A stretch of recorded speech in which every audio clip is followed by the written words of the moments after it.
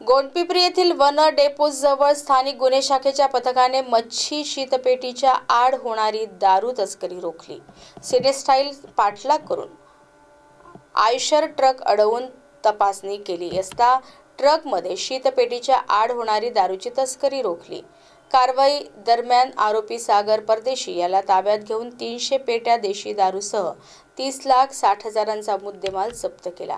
ही कारवाई स्थानिक गुन्हे शाखेचे पोलीस निरीक्षक अमोल काचोरे यांच्या नेतृत्वात स्थानिक गुन्हे शाखेच्या पथकाने केली।